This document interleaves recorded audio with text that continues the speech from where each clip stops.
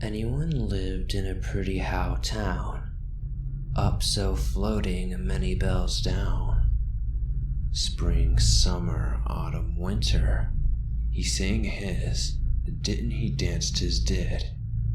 Women and men, both little and small, cared for anyone, not at all. They slowed there, isn't they reaped their same? Sun, moon, stars, and rain.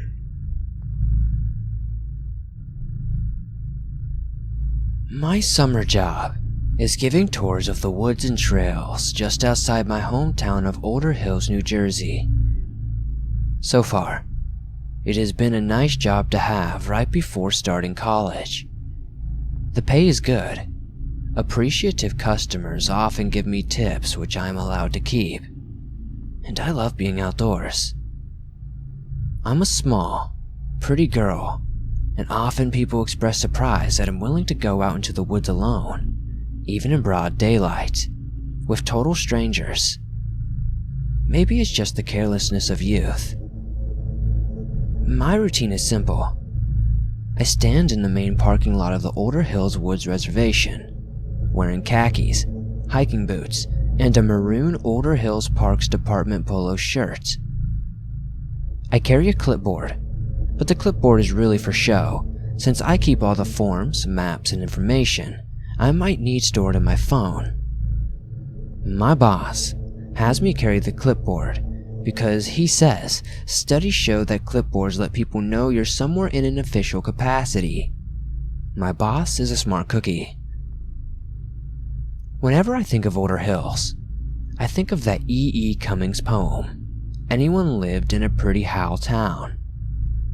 Older Hills is a pretty how town, full of old money and old mansions with big emerald green lawns, and the woods outside town are full of history and romance and mystery. I love spending time in them and leading others through them. Last week, a group of 3 guys pulled up in a monstrously huge jet black F-250 truck with Texas plates that squealed to a stop, taking up 1.5 parking spaces. I started to go over there and yell at them to move it, but when they got out of the truck, I thought better of it. All 3 were big dudes, and they kinda just gave off a vibe. The 3 guys were all dressed in shorts and t-shirts. 2 of the 3 had Texas A&M shirts on, so I guess that's where they went to school.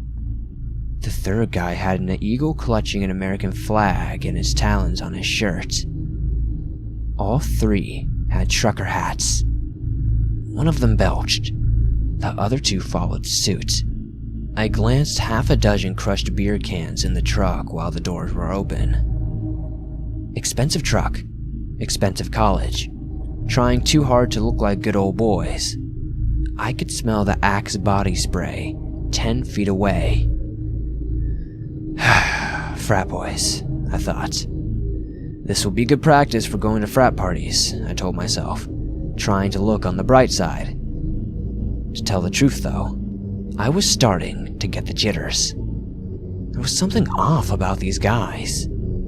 The biggest guy in particular, who I could already tell was their ringleader, had eyes that seemed a little cruel and wild. "Sup, baby?" said the shortest and fattest of the 3, giving me a wink. A million memes danced in my mind. I stifled a smirk. "Hey there," I said to the tall guy and smiled, just to piss the short guy off. "Would you like a tour of the woods? It's only $10 and the woods are really gorgeous." The tall guy smirked. "So you're asking if we would be willing to pay $10 to go out in the woods with a pretty little lady? Well, shit, yeah we are." Then he laughed and winked. "I'm only joking with you. What I meant to say is we'd love a tour of these woods, and $10 is a bargain." The middle guy, the guy in the flag shirt, spit tobacco on the ground. Super charming, he wiped his lips in the back of his hand. "Shit, I can't even get a can of Skol in the fucking East Coast for $10. $10 for a little natural beauty can't go wrong there." He said East Coast, like it made him want to throw up in his mouth. But I ignored that and said, "Okay, well, we can get started right away. My name is Cordy, by the way." The tall one did the talking for all three of them. I imagine he usually did. "I'm Tex. This little blossom here. Talking, his name is Haas. That fat guy there is Jimbo." Tex, Haas, and Jimbo. Of course. Tex, Haas, and Jimbo strutted back to the truck and hauled out 3 backpacks. I was not at all surprised and noticed the truck had a Sigma Chi fraternity decal on it. I'd already heard plenty of stories from friends who had gone off to college. "Do we pay you now or when we get back?" asked Tex, casually pulling a wad of 20s and 50s from his pants. "Hey now, Tex, don't flash a roll like that, someone might try to rob you," said Jimbo. "Shit," said Tex, "I give up this roll over their dead body." All 3 laughed. "We can take care of all that when we get back," I said. "If you're not satisfied, I don't like the charge. We're pretty friendly and unofficial here, and we aim to please." "I'm sure we're gonna be satisfied," said Haas. "I mean, you seem like you're real good people." I definitely had the jitters, and the heebie-jeebies, but I also felt like I had a job to do, and I had to prove that I was capable of doing it. I guess that's why I decided to press on ahead despite my trepidation. "Well," I said, "follow me. Hey, you guys are Sig Cheese? I hear you throw some kick-ass parties." "Yeah," said Haas, walking behind me as we made our way into the woods. "You haven't lived until you've lived through Derby Days weekend." Yup, Tex agreed. Cool. I start Mass next semester, and I'm pretty sure there's a chapter." "Yeah," said Jimbo. "Masshole's pretty hard, but for East Coast pussies." The 3 high-fived, about 500 steps in, and it already felt like the longest tour of the summer.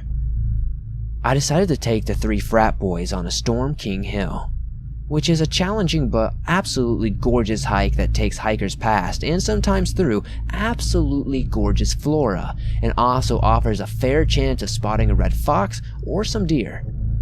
Bears are on occasionally risk in the woods, but I'd like the old jokes say, if worse comes to worse, I didn't have to outrun the bear, I just have to outrun the 3 Texans. Probably just Jimbo. A voice in my head then asked, "What if you have to outrun 3 Texans?" It was a warm, overcast day, threatening rain, and none of the trails were very busy. The Storm King Trail in particular, which is our most challenging, but almost most beautiful, hike was deserted, except for the Texans and me. Tex, Haas, and Jimbo begun to linger together, whispering back and forth, 15 or 20 feet behind me, and it was starting to make me a little uneasy. "Hey guys," I said, "would you please try to keep up? It would make me feel a little bit better if we all stayed together." They did scurry to catch up with me as we hiked the muddy trails and took in the sights, but Jimbo commented, "I bet a pretty lady like you could get into all kinds of trouble up here in the great outdoors, huh?" I tried not to show how this vaguely veiled threat made me feel, so I just smirked at him. "I'll bet Texans can get in some pretty good trouble anywhere, huh, Jimbo?" That made Haas and Tex hoot and holler, and Jimbo joined in. We were a few miles into the hike, and had been hiking steadily uphill for some time, when Jimbo stopped, took out his backpack, and opened it up. He withdrew 40-ounce bottles of Budweiser and started handing them out. "You know, you guys really aren't supposed to be drinking out here," I protested meekly. "And just what are you gonna do about it?" asked Jimbo, with an edge in his voice. I could feel the mood starting to pivot, almost imperceptibly, from "aw shucks, it's all good fun" to something a little more sinister.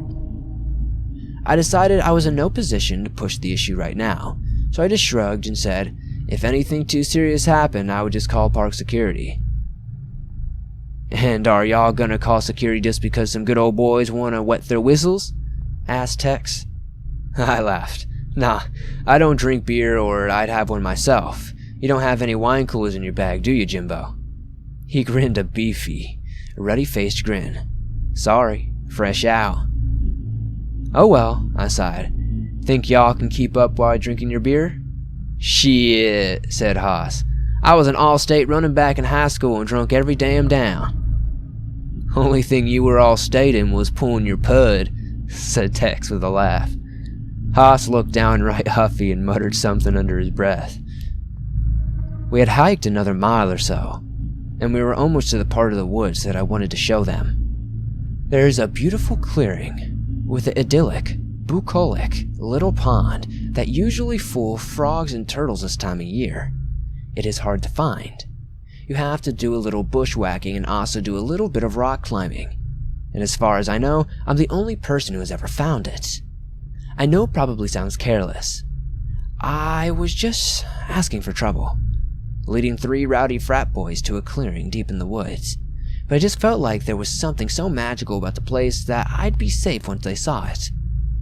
Still, I was a little jittery when I said, "You boys want to do a little bushwhacking now? See something really cool?" They hooted and hollered. "Sure thing, I'm always down for a little bushwhacking," said Jimbo, predictably enough. I sighed and picked up a big stick and started clearing heavy, droopy tree limbs out of the way. "Be careful," I added. "Some of these plants have thorns that hurt like hell." After beating our way through thick vegetation, we had to scamper up a small, craggy embankment. Haas must have lost his grip at one point because I heard him yell, "Son of a bitch, I cut my fucking hand!" "Does it hurt?" laughed Jimbo. "Hurts like 8 bitches on a bitch boat, you fucking bitch." "Boys, watch your language," I giggled, "or I won't show you my favorite spot in the woods." I saw the 3 of them exchange sly, mean glances. I got a serious case of the jitters again. Suddenly, I saw Jimbo reach into his backpack and pull out a roll of duct tape. "What are you gonna do with that?" I yelled. Tex said, "Well, Cordy, we already wet our whistles, now we're gonna wet our fucking dicks. And out here is pretty far. I'm pretty sure nobody can hear you scream." "Leading us out here. Don't even try to tell us you didn't want this, bitch," added Jimbo thoughtfully.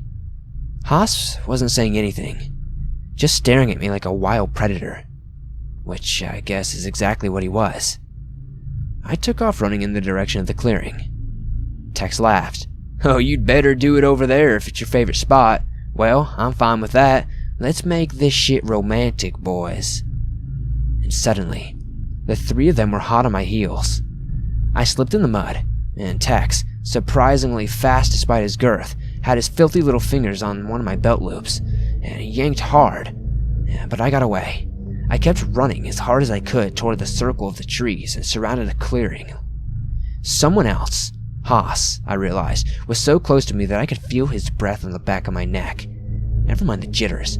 My whole adrenal system was tweaked, and I could taste the taste of battery acid and bile in my throat.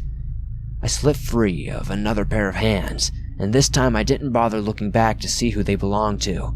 I felt desperate, like a hunted animal, running so hard that I felt that my heartbeat was going through my chest. I ran into the clearing. I think Haas must have been the first one who noticed my boss. Haas's eyes got big, like when someone saw something scary in one of those old cartoons, and he tried to stop and run the other way, but the ground in the clearing was so slippery, he just fell on his ass. By then, Jimbo and Tex had also looked up and seen my boss and some of his assistants, but it was much too late by then. I do wonder what they thought when they saw a 7-foot-tall man-shaped thing with the head of a stag and the torso of a man and a big, muscular, sinewy goat legs. My boss has big brawny arms and always carries an axe, and he's very theatrical about his kills. His assistants, devotees really, who look just like him, only a little smaller and a little less majestic, they prefer to use daggers. In a matter of moments, the fight was over and the frat boys died screaming. The rest of the clearing was, as always, peaceful and placid, the very image of the prolepsarian bliss. A frog hopped into the pond and made a splash while one of the stag's headed goats, underlings, ripped off the hoss's right arm and began to munch on it serenely. My boss is a smart cookie.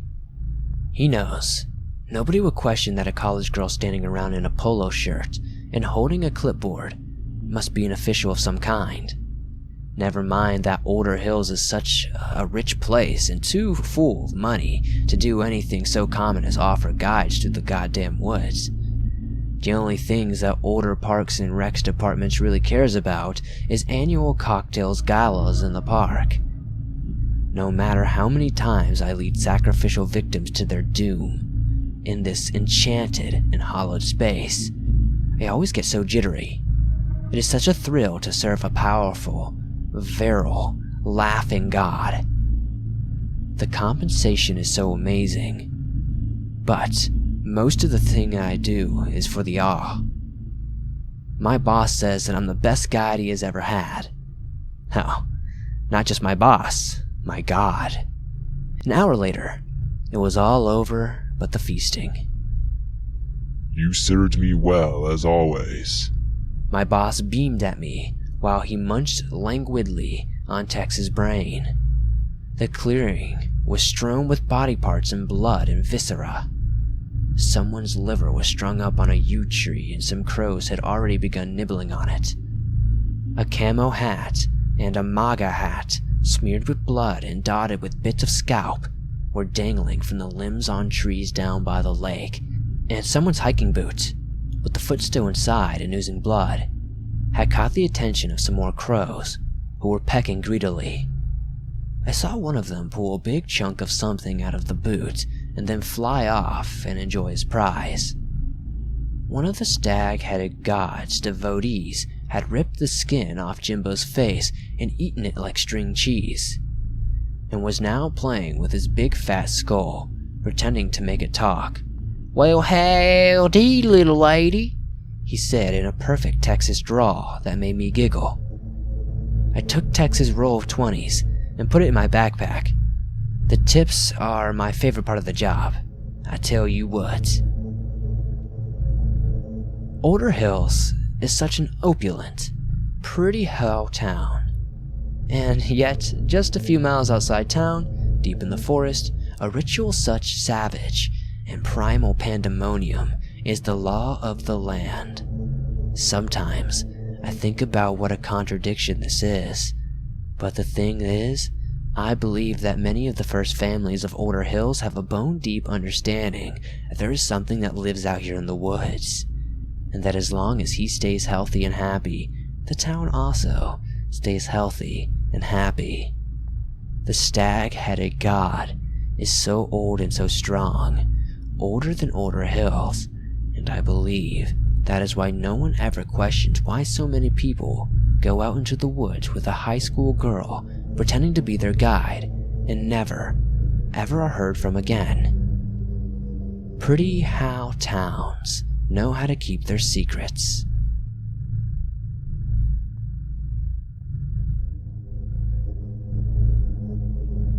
Thanks for watching this video. If you enjoyed this story, be sure to give this video a like and share it around on your social media. It really does help me a lot. While you're doing that, be sure to follow me on Twitter and Facebook. Those links will be in the description below. Much love and appreciation to Connor Goldvine for allowing me to read this story.